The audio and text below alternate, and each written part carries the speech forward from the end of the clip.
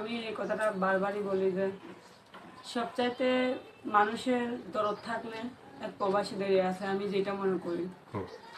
প্রবাসীরা ওরা দুঃখটা বোঝে, কিভাবে ওরা মাথার ঘাম পায়ে ফেলে কষ্ট করে ইনকাম করে, ওরা দুঃখটা বোঝে যে কষ্ট জিনিসটা কি, এটা বোঝে। এর জন্য আমি বলি যে তারা প্রবাসী ভাইদের জন্য আমি দোয়া করি, দেশি প্রবাসী সবার জন্য, তারা যেন সুস্থ থাকে, ভালো থাকে। আপনি যে প্রবাসী ভাইদের কথা বললেন যে তারা মানে মনের দুঃখ বুঝে, মানে আপনি কি প্রবাসী ভাইদের মনের দুঃখ বুঝেন? আমি বুঝি না যে তা না, কিন্তু মনের মতো হতে হলে অবশ্যই বুঝবো। না, অনেক খারাপ বলবে, এটাই তো দুনিয়ার নিয়ম। আর সবাই যদি ভালো হইতো তো পৃথিবীটা থাকতো না, বা সবাই খারাপ হইলেও থাকতো না। ভালো মন্দ আছে বলে পৃথিবীটা এখনো আছে। আর এইটুকু বলি আমি। তো এই ভিডিওটা যারা দেখবে, দেখার পরে আমার আপনার সাথে যোগাযোগ করবে, তো আপনার ফোন নাম্বারটা আপনি বলতে পারবেন? না, আপনি বলে দেন। আপনার মুখস্থ নেই? না। আমি বলবো। হ্যাঁ। এটা কিন্তু মানে ইউটিউবে, ফেসবুকে, বিভিন্ন সোশ্যাল মিডিয়া যাবে।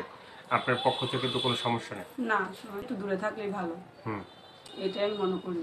এটাই মনে করেন? হ্যাঁ। তো এখন আপনি মানে ভবিষ্যৎ চিন্তা ভাবনা কি, মানে বাবা আছে, মা আছে।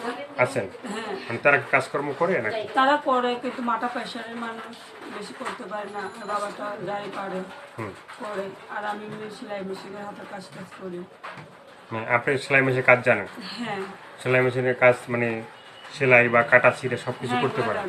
যে ওই যে ড্রেসগুলোকে আপনি আপনাদের থেকে আপনিই বানান না হ্যাঁ হ্যাঁ মানে টেইলার্সে অন্য জায়গায় আবার না বানান? না, আমি বানাই। নিজেই বানান? হ্যাঁ। তো নিজেই সব কিছু জানেন? হ্যাঁ।